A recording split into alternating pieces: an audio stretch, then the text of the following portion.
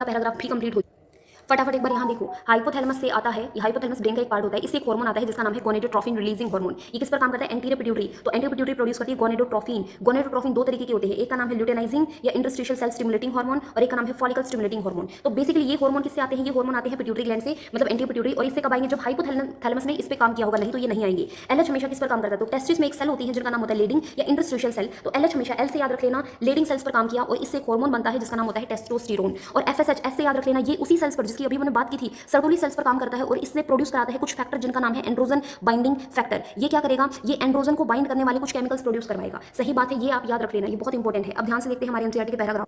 तो यहाँ तक हमने पढ़ लिया था ना, स्पर्मेटोजेनेसिस कब स्टार्ट हुआ? दोबारा से बताया गया है, प्यूबर्टी। क्यों स्टार्ट हुआ? क्योंकि इस दौरान कुछ हार्मोन बढ़ जाता है जिसका नाम है गोनेडोट्रोफिन रिलीजिंग हार्मोन। ये हार्मोन कहाँ से आता है? हाइपोथैलेमस से आता है। ये हार्मोन किस पर काम करता है? इस पिट्यूटरी ग्लैंड पर काम करता है। इससे दो तरीके की गोनेडोट्रोफिन रिलीज कराता है, एक का नाम है एलएच और एक का नाम है एफएसएच, राइट। एलएच एल से याद रखना है, किस पर काम किया? लीडिंग सेल पर काम करता है जिससे एंड्रोजन यानी टेस्टोस्टेरोन बनेगा, ठीक है। और ये बहुत जरूरी होता है स्पर्म बनने के लिए। स्पर्म बनने के लिए इस हार्मोन की बहुत नीड होती है। तो आप बोलोगे ये हार्मोन कब आया? जब एलएच ने काम किया। FSH follicle stimulating hormone. Follicle stimulating hormone किस पर काम किया? सर्टोली सेल्स पर काम करेगा। इस पे काम करके क्या होगा? इस पर काम करके कुछ फैक्टर निकलते हैं, उन फैक्टर को बोलते हैं एंड्रोजन बाइंडिंग फैक्टर, जो बहुत जरूरी है किसके लिए? स्पर्मियोजेनेसिस। देखो मियोजेनेसिस क्या था? स्पर्मेटेड का किस में कन्वर्ट हो जाना? स्पर्म्स में कन्वर्ट हो जाना। उस चीज के लिए इस फैक्टर की जरूरत पड़ती है, right. So thanks for watching. अब बता देना अगला टॉपिक आपको कौन सा पढ़ना है, नहीं तो मैं अपने हिसाब से तो बता ही रही हूँ, है ना। आपको जो भी डिफिकल्ट टॉपिक लगे आप मुझे कमेंट कर देना, उसका वीडियो आ जाएगा। Thank you.